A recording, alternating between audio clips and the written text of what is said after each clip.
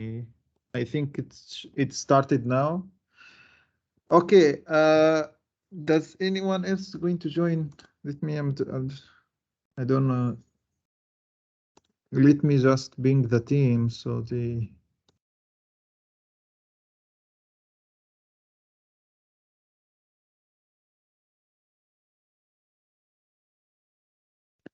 Okay. Let me share my screen and then screen so that we can start. So I will start with maybe Jira. What is this ticket all about and how do we solve this problem, which I think is going to be a common solution for lot of problems, not only for the velocity, for the risk. It could be for other risk rules or maybe any other analytics on real time. So I think the ticket is linked here.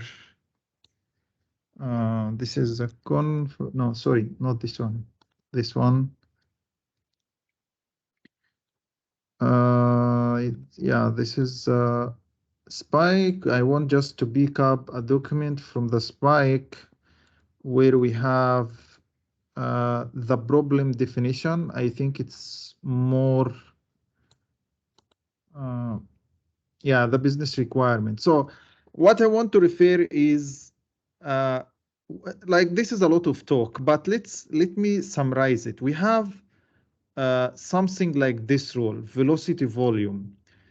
Flag, I will replace this with user, flag user that have daily batch total amount of 100,000 plus. Okay, so if we have a user who have 100,000 plus amount per day, if you reach to this limit, you have the user should be flagged. Okay. We have here three attributes. So first we have a time limit, like you have to check day, like in the daily, that the user every day doesn't exceed, that's one condition, it's daily time limit. And then we have a condition where the amount should not exceed 100,000. Okay, and then you should flag the user. This is the action. So you have a condition and you have action and you have time. Okay, those are the three attributes for real-time analytics. In this problem, maybe the time is a bit like huge, it's daily. But you can think about it. If we have now, let's say that we are doing one transaction, then second transaction, third transaction, fourth transaction, and we going, and you come at the end of the day, and then you start to calculate the 100 plus. Obviously, this doesn't fulfill this rule. Okay, so we need, when the user reaches the 100,000, then we start to say, okay, this user should be flagged.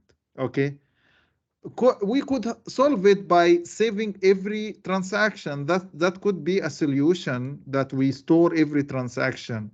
Okay, and then we start to calculate. But again, think about the aggregation. Are you going to aggregate that? This means that every time you have to aggregate the data,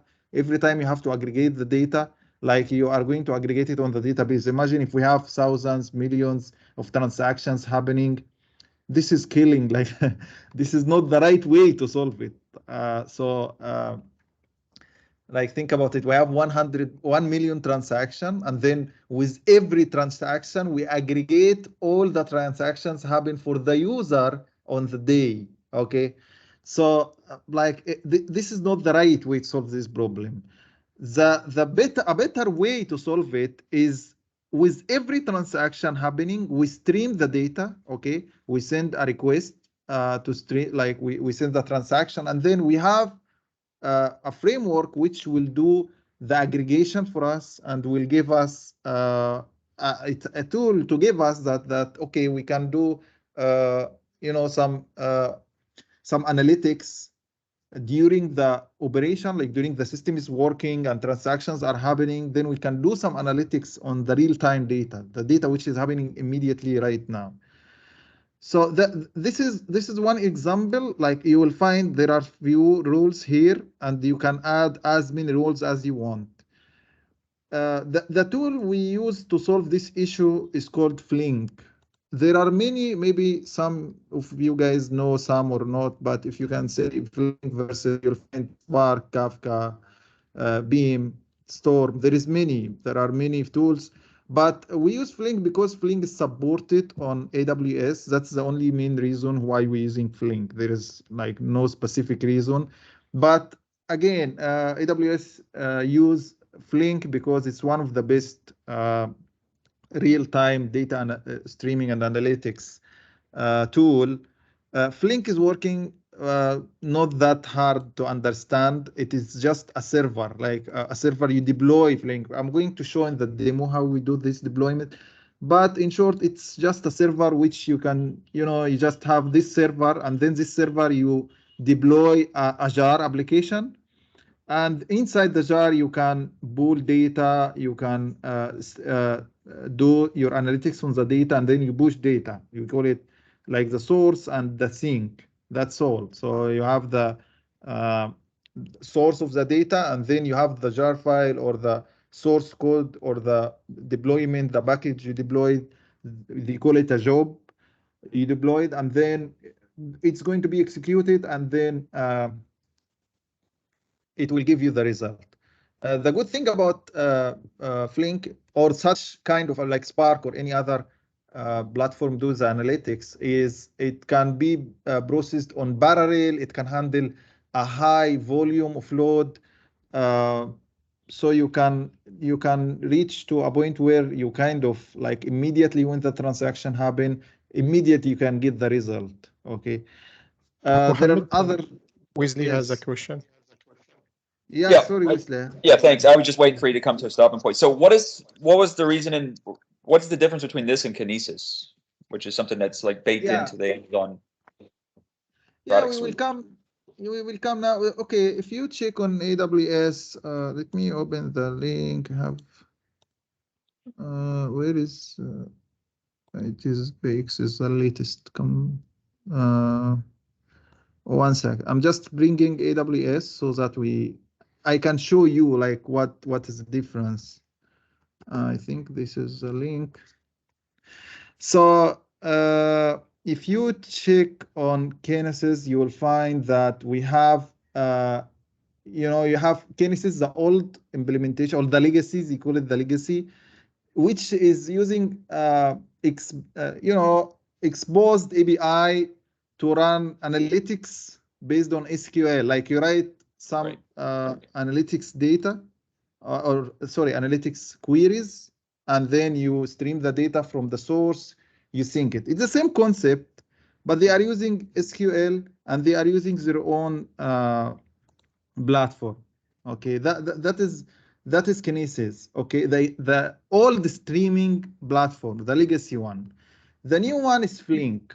Okay, Flink is a server by itself. If you check on Flink, what is Flink, you will find that it's a server. It is just a server. You can let me if you go to get started, I don't know what this look like. It's an old documentation. Google show me. Yeah, it's an old documentation. But if you see Flink here, how to get started with Flink, you just download a jar and then you start a server. Nothing fancy about it. So it is just a server you started. It is similar to Kafka. Let's say it's Kafka, and you'll have a dashboard and so on. Right, but it's going to be but the idea is it's going to be on an EC2 instance, right? Yeah, like it is going to be. It's handled by AWS. Yeah, by I see. AWS. It's managed. Okay, got it. Okay. Yeah, but like here the Docker Compose. This is just a server. You open it, similar to Kafka. Nothing fancy about it. But the point is, under the hood, there is a lot of things happening. As I explained, you can do a parallel processing. You can handle the storage, the state. You can cache state. That's one of the most important features. you can cache the results for one stream, and then you can fetch the results later, and so on. There are many. I will not talk because this is a like a long discussion. Yeah. That's fine. But, I was just curious at the difference. So yeah. Yeah, but it is part of Kinesis, but kind of like AWS bring Flink inside Kinesis. That's how you can tell. Okay. Yeah. So if we go here, yeah, and I'm going to come like how when I go through the steps, how do we deploy it and build on top of it? Yeah. You can see here we have this SQL, it's legacy, then streaming application. Here, this is using Flink. Okay. Got it. So that, yeah, I think that's all about the introduction, what problem you are trying to solve and how do we solve it. I can just to make everybody like imagine what's going on very quickly. We can draw very simple diagram so the idea can be clear. So what you are going to do is, let's say that we are right now, at least, we are storing the transactions on DynamoDB. So you have DynamoDB,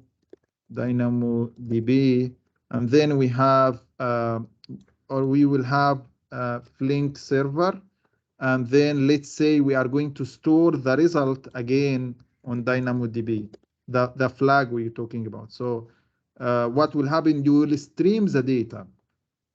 Streaming is kind of pushing the data every time we store it. So you are literally like pushing the data every time the data is stored on DynamoDB, you will push it to Flink. Okay. Might have other sources. I'm just giving example. Then Flink will do the processing. So inside Flink, you are going to process the data. Let's say you are going to aggregate. You are going to sum the data or in a specific time frame, like sum the daily transactions on a specific time frame. You can make a transformation. Like let's say you are going to store a flag with every transaction. Let's say, or you are going to store number of transactions on a separate service. There is a lot of use cases. They can stay the whole day talking about use cases, but I'm just trying to simplify. So here we have store the result. Can you store it on others like data stores or so ever? Yeah, I'm just giving example. Then there is important feature, the state. This is very important. Or you can say we have a cache which we store and retrieve from to Flink. This is important. The cache might be a storage, might be a cache, like a cache. There are several options, but yeah, that's how it works in short. Just very quickly, what are we going to do in this demo? I like hand-on demos, so I'm going to present how do we create application using Flink. It's very easy steps. And also I created the document which I explained that everybody could take a look.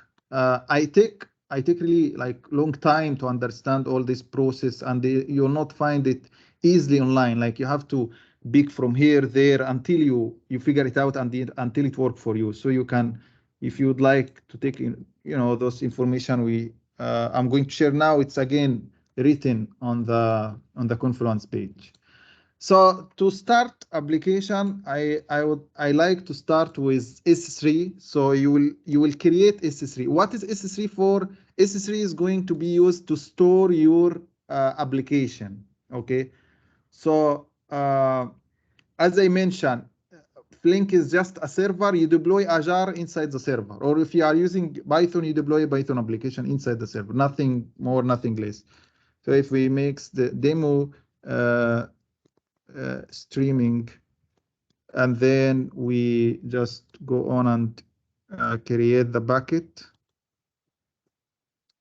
Okay, demo streaming. Oh, I created the bucket.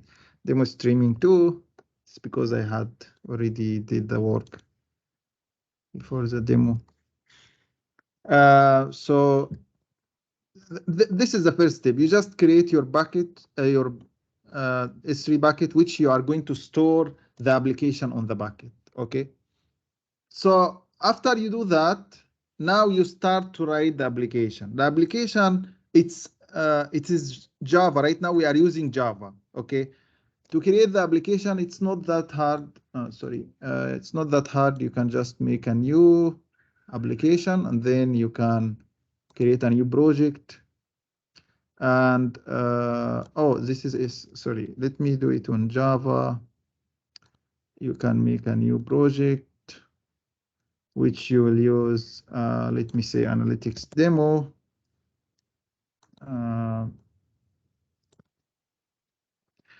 And then we have lyrics.analytics demo or AD. Let me do it AD. Then you have to create the new, and this application now. Oh, I'm sorry. I wanted to create Gradle instead of maybe. The reason I like Gradle because it's faster. It will be faster to create the project using Gradle. Nothing else. Okay, so we'll use Gradle. Oh, sorry. I have to create using Gradle. And it's supporting Java 11 at the moment. So you can use Java 11. That is, it's not supporting higher than that. Don't know why, but next demo 2. Let me see. Lyrics.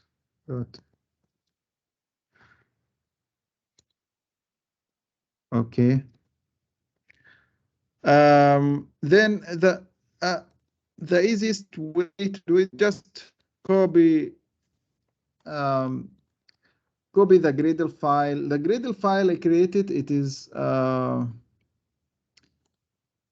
it's really hard to find it online, this Gradle file. Like I had to go through many sources to create this Gradle file. Okay, like it has a lot of details, but I will not go through those details because it will take some time. But in short, this Gradle file is going to create for you a package. Just the important things. It will create for you a package. If someone knows the shadow jar, but it is a jar contain all the dependencies in one jar for the project. And then you have some dependencies like Kinesis analytics for AWS. You have the Flink, Flink streaming, the Flink library itself. Yeah, and then you just have to fetch the Amazon AWS packages.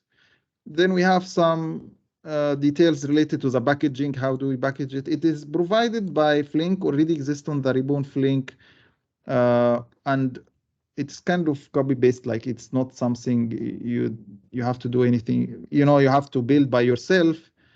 But to make it work, that is the issue now. With AWS, that's the problem. We are using Flink 1.13. This is supported by AWS because I tried 1.15, but it's not working. So we have to do 1.13. There is one note to build and test the application locally. We have to add the client, Flink client, so that you can start the debugger in your machine, your local machine. This is the library which will start, which will start Flink server in your local machine. And yeah, and for sorry, I did not find, I tried to find a way to exclude it when we are creating the jar, but I can't find. This library make a conflict when you are deploying to AWS. So you have to remove it if you are deploying to AWS. And again, if you remove it in local, it will not work. Like the local test will not work. So you have to add it, remove it as needed. I tried to find like some way to exclude this library from the jar, but it did not work out. So I spent too much time on that, and I found like it's not productive. That's why I stopped. But if anyone have any solution, you can help me out, then it will be great. That's what I can tell about this jar file. It's very important. Then you have a normal Java application.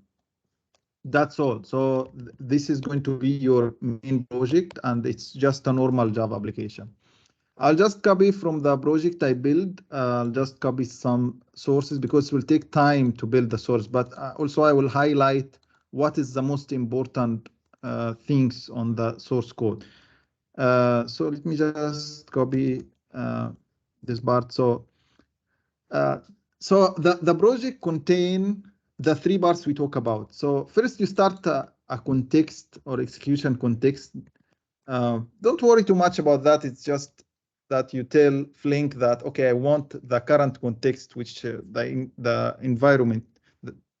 So you have information about the server you are executing Flink. That's about this line. And then you start to create the source where the data will be streamed from. And we have plenty of options to create the source. And then after that, you start to create or do the transformation you want, the logic, the processing you want, and so on. Again, there is a lot of details, but the most important thing is key by where you group the streams. Like in this case, I am grouping by the account ID. So all the transactions will come, and then I will group the transactions using account ID. So that you can have account ID with like you process a batch of accounts together, like the transactions together. So all the transactions belong to this account ID. I want to do processing on them. That's what does this lines mean. Okay. Window is important feature as well. Window is I will take transactions. Let's say in the case we were discussing about daily. So your window will be daily. So every daily window, like every day, we are going to count the transactions and we will get the sum of them. Okay, so that's a bit advanced out of the scope of this discussion, but in short, it gives you the time parameter, like as we mentioned that we have the condition we want to check, and we have a time we will do it during this duration, and then we have some action which was flagging in that case. So there is plenty of options to do transformation. You do processing. There is a lot of options when it comes to Flink processing the data, transferring the data, and so on. So after you pass this processing step, then you have to add the sink where the data is going to be stored, or where are we going to push the data. Maybe you will pull it from a stream, SQS, let's say, and then store it on another SQS topic, or send it maybe in another SQS topic. It's not a must that you have a storage or a database or so ever. There is a lot of other things. Maybe it's an API call. You will do API call and send the data to this API call. Okay. So we have a lot of sync options. And then you start env.execute. This is going to start the execution for this job. Okay. This is a parameter for the job. You have source, and you have the processing, whatever you want to do, and then you have the sync. Where is it going to be stored or streamed out? Okay, so stream in, stream out, and processing. That's all. You can see it's not that difficult to understand. It's very simple. But again, when you get into details, when you have a complex job and so on, you will find plenty. This is just a POC, so we don't have a lot of details here. But when you have many, you are going to find those lines become hundreds, if not thousands. I would like just to tell the case what I have built on the POC very quickly, just an overview. So what I did in POC is we have transactions, that is the input. So if you go to source, you have here plenty of transactions. Okay, that's our input. We have transaction. Those transactions are going on a stream. Okay. In this POC, I did not pull the transaction from Kinesis or SQS or whatsoever, just to simplify the example. But obviously, you can bring the data from any. And to bring the data, let's say from Kafka, it's not hard. There is no special setup. You just have to come here on the source and then write some code to fetch the data from let's say Kafka. So it's not something it's not special setup whatsoever. nothing, just that you maybe extend some of the APIs provided by Flink. On this case, I am extending this library, this class, sorry, but you have plenty, you have many other options. You can explore it. And there is some sources even, you can see there is many of them. One of them, for example, Flink Kinesis Consumer. You can do Flink Kinesis Consumer, you just extend it and then you implement the interface and that's all. Okay. So yeah, there is plenty of options. We'll not go through everyone, but that's in short. You can come here and write whatever source you would like. In this case, I just wrote static transactions with a static data so that I be able to test. And then we are pooling one by one, transaction by transaction, and we stream it. It just simulate that we have a lot of transactions and they are coming to Flink. Okay. Then we have part 2 is the processing. In this case, we are doing windowing. Like we take a window. Let me just go to job. Then we take a window of 5 seconds. So every 5 seconds, we are going to go back on time and pick the transaction happen in the last 10 seconds. Okay, that's what this this line mean. Okay, every 5 seconds. Sorry, Mohammed. Isn't Yes, that a problem? Because you will have some overlapping there because the the range is like larger than the Windows interval. Yeah. Okay, it is. This is one kind of window. Okay, if you don't like overlapping, there is another type of. There is many type of time windows, but that's what I choose just for this POC. But you have a lot, many other options. Let me. If you go here, you have many other options of windows. Like there is many. One of them is the case where you want just a window where I want to take 10 seconds, then I move to the next 10 seconds, then I move to the next 10 seconds. This is another option. There is many other options. As I said, it is I'm not explaining exactly how Flink is working and the options we have because this is going to take a lot of time, but I'm just giving a simple idea that okay, this is how we pick up the transactions and this is how we stream them. This is how we process them. Okay. But obviously what you are saying is correct. In this case, they are going to be overlap. That's one option. I choose to process transactions, which is going to be overlapped. Okay.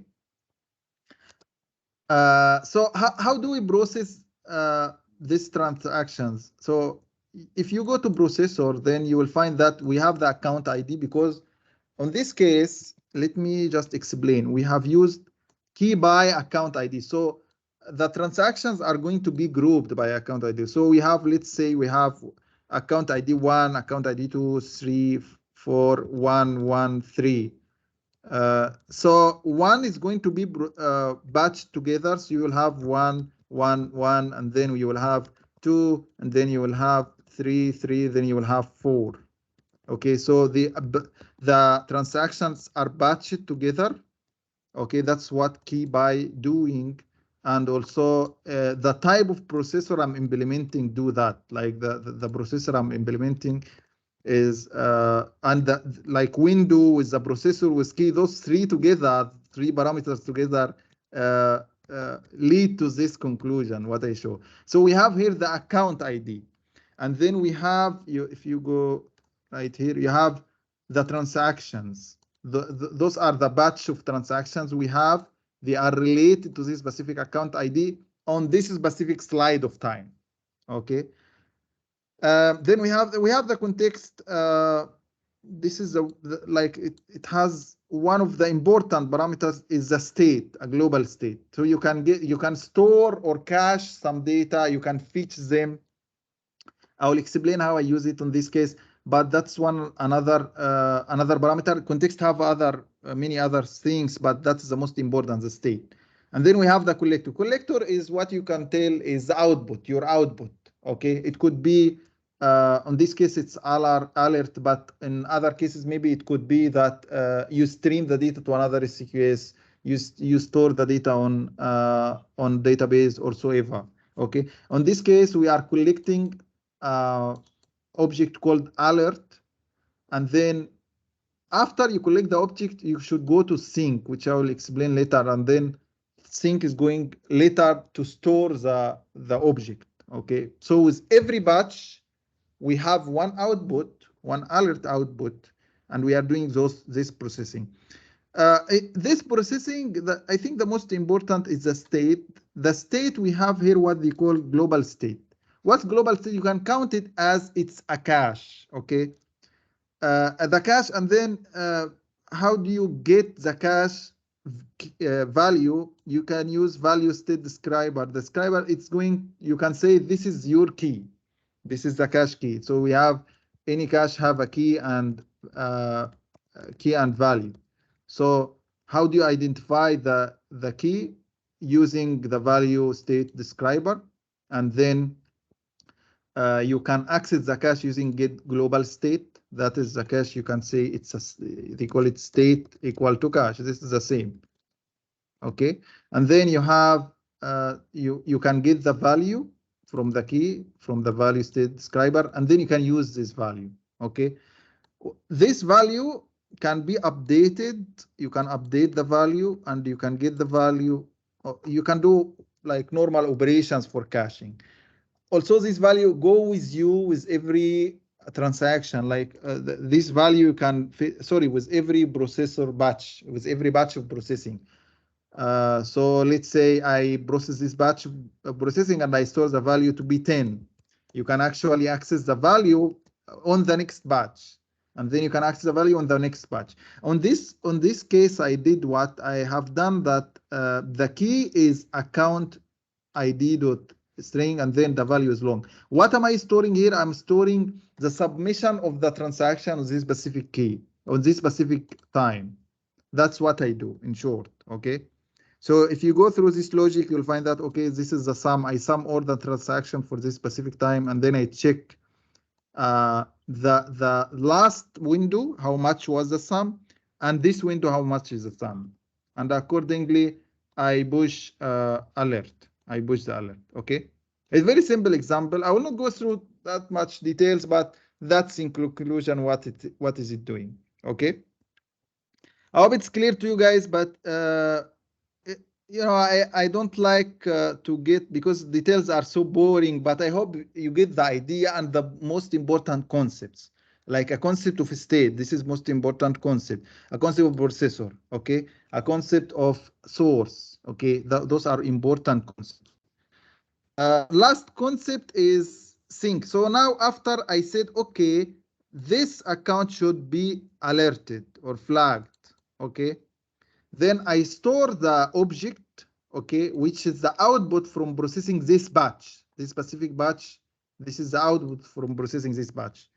What should be done next? Okay, so you should go here on the job, and then you should go to the sync. Now we are adding the sync. This is where the data is going to, the destination for the data is going to be sent after the batch. There are some batches, maybe you don't have to send data. Yeah, it's fine. You can, it's not a must that you add an output.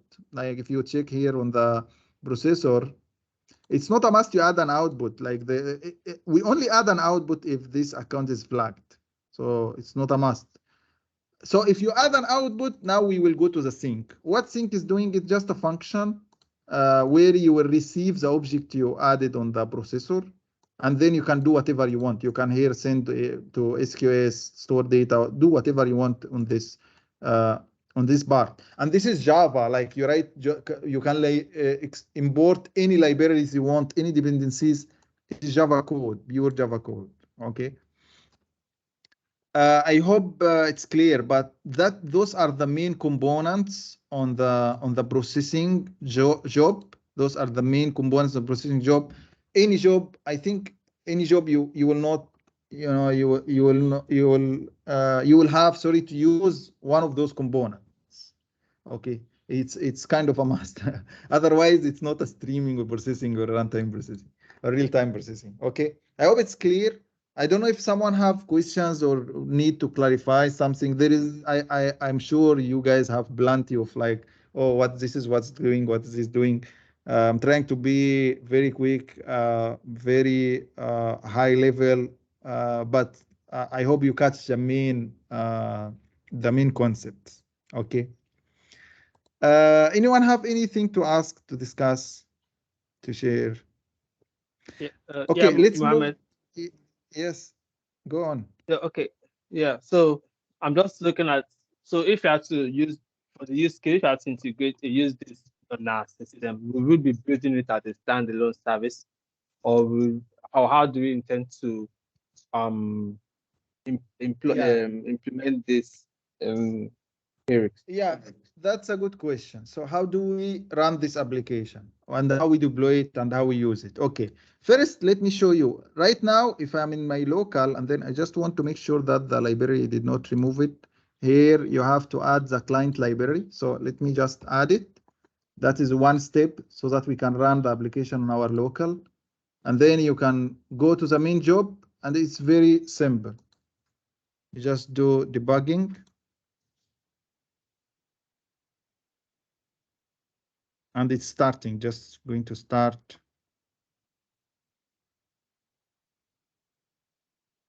You see, it is the normal Java application, okay? Yeah. And you So can debug it like you can, yeah. let's say, yeah, that is in local. You can, that's in local. You can go, let's say, in the processor, and then you can add here a breakpoint, okay? And you can just debug, okay? That's local. It's just a project using Java, but it has a specific, a specific format or setup, okay? That's on local. Okay. That's in local. So how do we move it to production? Okay, we wrote our code, we test our code, things are working fine, I'm happy with it. How do I move it to production? So we will go back now to our bucket, okay? So you click on upload and then you add the file on your bucket, okay? So if I go here and then I go to Barracks and then I go to Repo, no, it's a BOC. I just wanted to use the complete example, the one which I built for the BOC. So you can go to build and then build Java.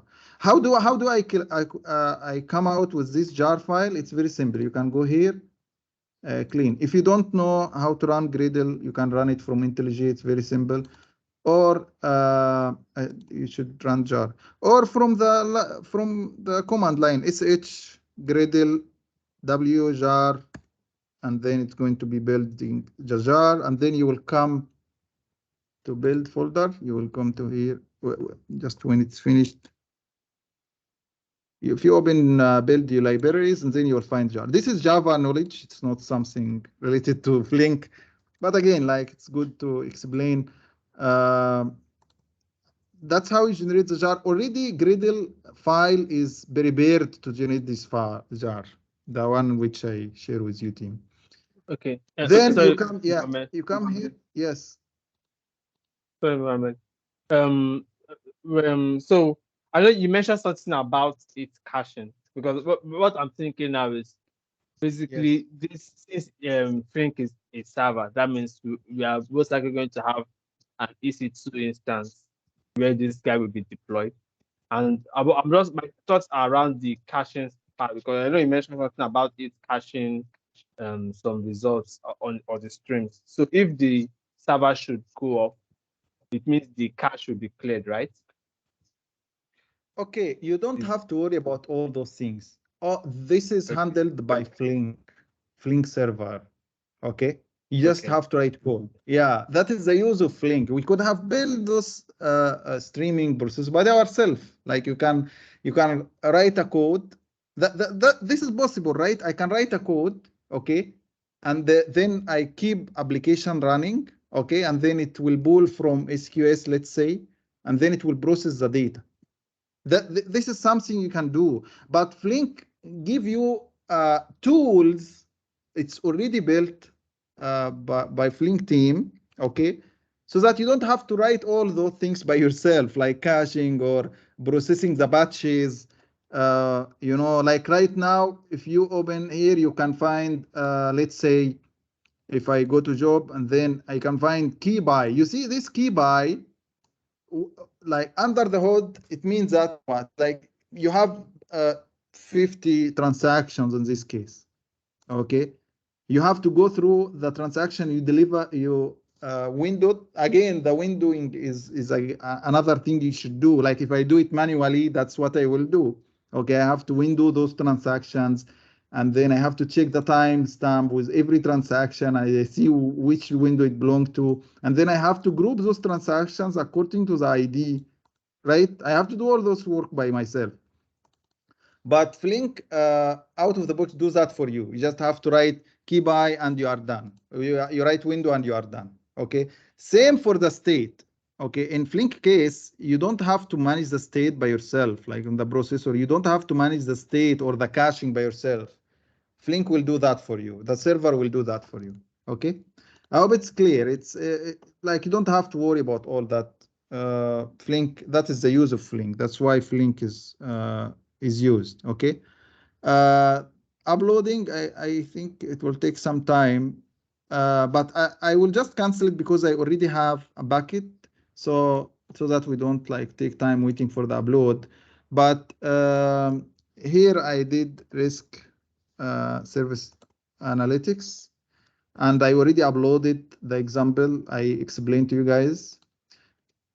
Inside Kinesis, what should we do? So inside the stream demo, that is the part where we are going to deploy our jar. Okay. Now we created the stream application. Okay. To create, let me create it from like scratch, not like something big. Here we select that we are using Flink. There is multiple, but we will use the latest version 1.13. Okay. And then you have to add the application streaming demo. And then you have production or development mode. I will choose development mode. Then I create the stream. I think there is something which I need to take care of. Oh, it's not creating. Yeah, oh, okay. It's because it's already exists. I can just do. Then you create the stream. And that's it. Nothing like fancy. You create the stream, and after the stream is created, you should start to configure the stream so that you can deploy the jar file which we built and created. So how do we do that? It's very simple. You can go to config, and then you choose the bucket. In this case, it's risk service. Just loading. You choose the bucket where you have the jar file. Okay, where you upload the jar file. That's why we create the S3 bucket. Obviously, right now we are doing it manually, but you can automate all this process. So you choose here the jar file, the bucket, sorry, and then you have to add the key, the file name, path to S3 bucket object, the key, and then after you are done, there is multiple options. Like one of them is parallelism. That's very interesting. So you can make processing for the data on parallel. Multiple servers will be deployed on parallel so that they can handle and process your stream. Important thing is not important, but this is one of the things which we can use is properties, runtime properties. It's kind of the environment variables. I haven't talked about it because of time, but you can use it. You can add some key value, and then you can fetch it from your application if you would like to parameterize some things regarding to your job. Okay. Other options, they are normal, like networking. If you would like to access a specific service on a specific VPC or so ever, we have it's checkpoint and snapshot. It is important, but because of time, we'll not talk about it. But you take a snapshot. This is what I think this answer your question, Pascal. You take a snapshot from your cache. That is what it means that it's snapshots. So it will take, if you read about what is snapshot, here even they describe it very well. If turn on, the service automatically creates snapshots from your application state. Okay. So that, you know, if there is any failure or so ever, you have a snapshot from the state, and then it will be loaded again. Okay. So Flink already take care of that. Okay. And the checkpoint is related to snapshot, where you can take, you know, a state up to a specific point, and then you store the state in a checkpoint so that if there is any failure, you can return it back. Again, it's a bit of like a lot of long discussion to explain, but I hope it's just simple concepts are clear, that we have a state, the state is kind of caching, and it is managed and handled by Flink. That is the whole main idea, away from the details and those many options. Now we should save the changes where we have our Flink jar file job we created earlier. And that's it. So just once you save it, now you have the application ready, but it's not run yet. You have to run it manually. I'm just waiting for it to save. Yeah, and then after you finish, now the application is configured and it's ready to run. Then now you start to run your job. So you run the job, you run without snapshot because I haven't created snapshot. A snapshot, like, you know, if now you stop the server, again, if you see the options, if you stop the server, it will store the state on a snapshot. Then if you start it again, it will load it from the last or snapshot, or whatever option you like. Okay. And then now it's starting. It takes some time, few minutes.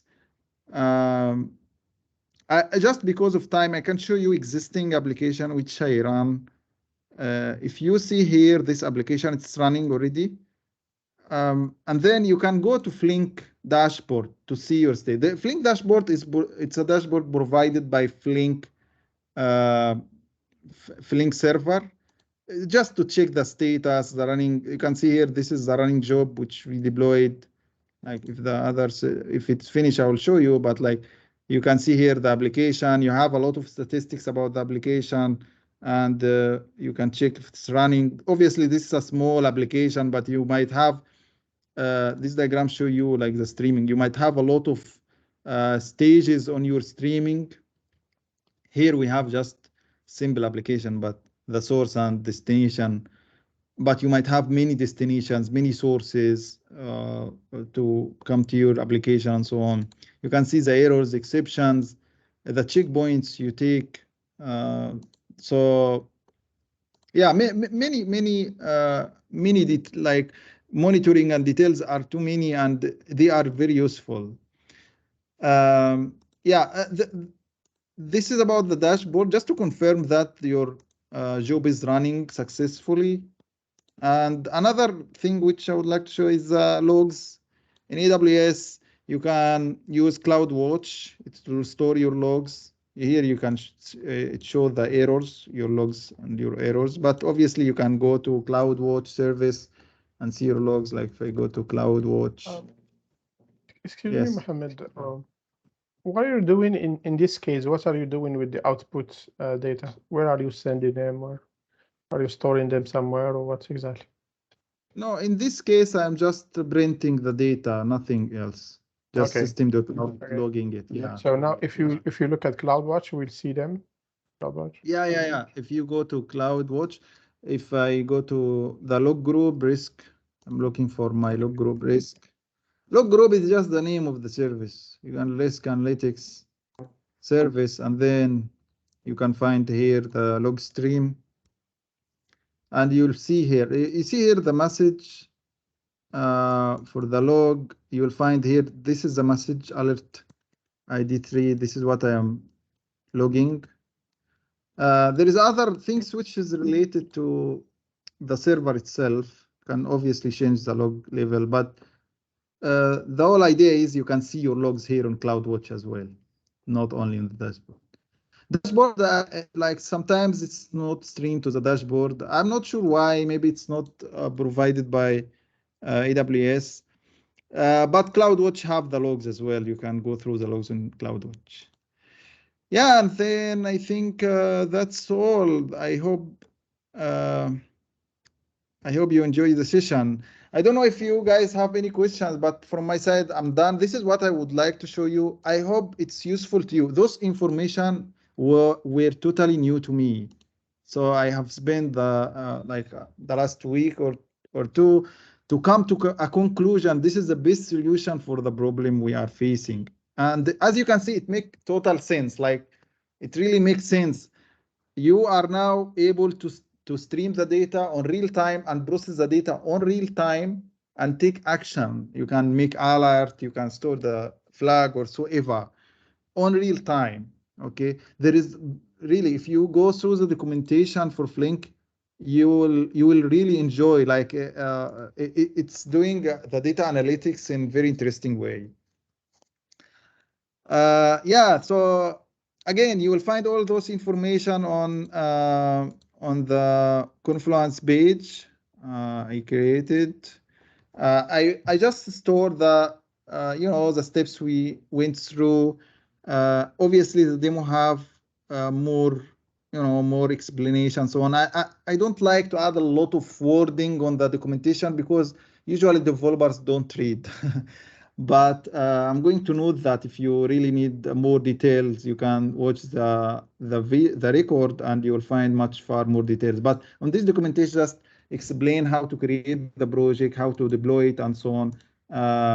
Yeah, nothing like more than that. And I think this is enough information. If we go on, we will find a lot of details, which like really, like they are used on maybe special case or when you are developing a real application.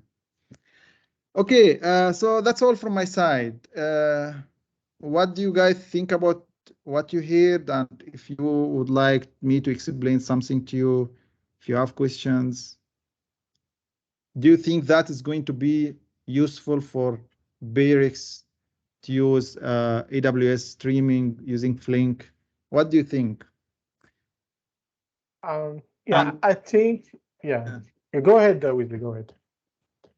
Yeah, I was just gonna say that I like this. It's a great demo. For me, it's how do we get this in a way where we can scale it and add it to not just doing risk, but anything, right? Make it generic enough where we could turn it into kind of this delivery platform of anything we want, right? To me, it's how do we get this in the pipeline? How do we streamline it and make it consistent and easy to use for everybody else, right? Across all the projects if they want. Does that make sense? Yeah. It's more of just an observation, right? So, I mean, that's where I would like to align this to. Yeah, from my point of view, I think, like I was even explaining to Faisal, we should actually create a project for analytics so that as you can see, this kind of data processing and analytics is not actually related to a specific microservice. We don't have the concept at the moment. Yeah, we don't have a concept where I would like to analyze the data at runtime. Where should I put my code? How should I start it? We don't have the concept yet. It's not part of our architecture. It's not a piece of our architecture. So I think the first step should be that we must introduce this concept. We must introduce this element to our architecture, the option to process real-time data. That is one step.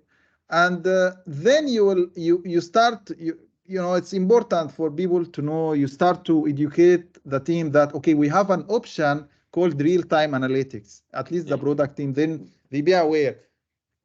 And you'll find everything after that flowing. People will start to think, oh, okay, we have this problem. Yeah, I think that this makes sense if we do a real-time processing. That's how I think.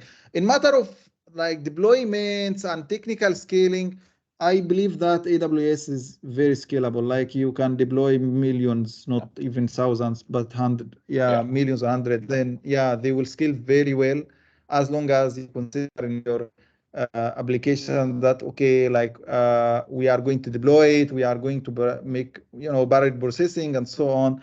We use we leverage the options which AWS give us, and I think we will not have any bottleneck on that matter. Yeah. And then Yes. I guess for me, I'm going to play devil's advocate here. And what would it look like using Python in terms of the deployment process? Is that more complicated, less complicated?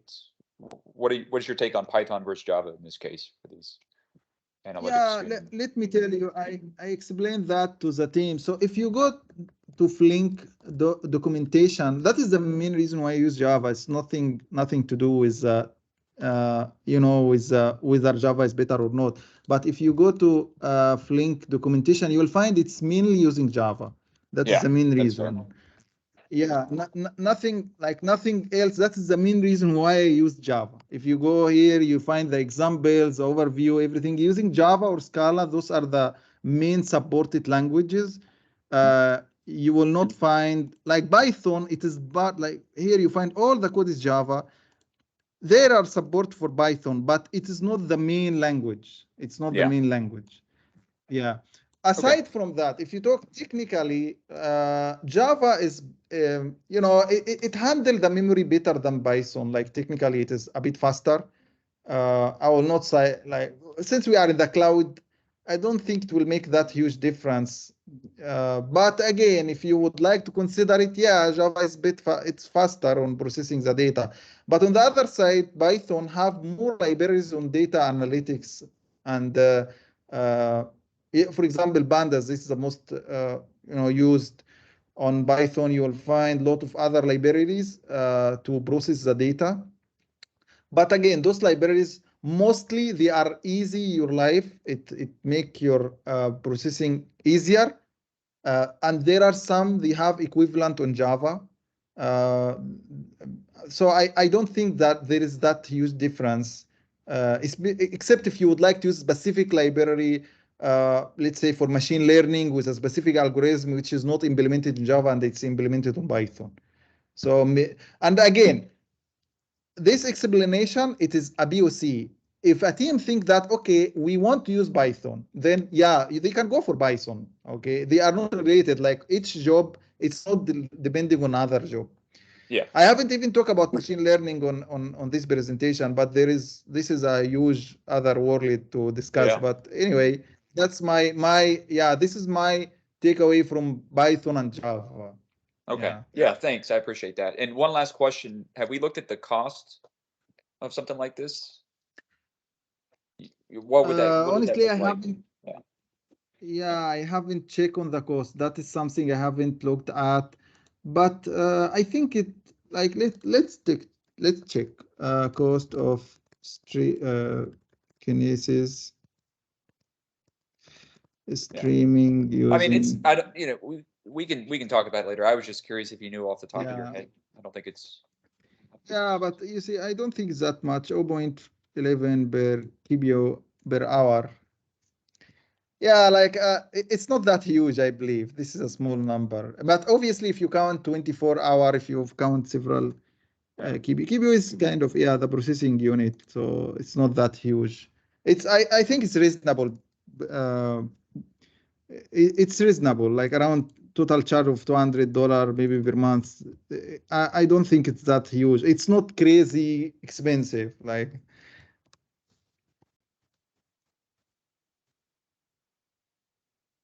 Okay. Yeah. No issues. I was just curious. We can figure it all out later. Yeah. Yeah. Anyone have any other questions? I hope you enjoy this presentation.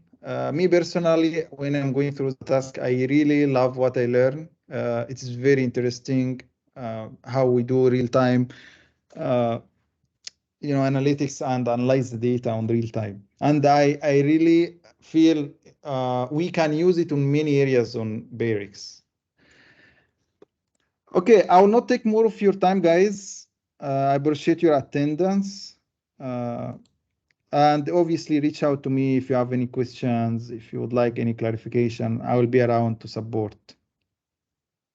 Okay, Mohammed. Thank you very much. Great job. Thank you, Mohammed. Thank you. All right. Take care. nice one, Congrats for the great presentation, man. Very interesting. Thank you. Thanks. Yeah. Bye.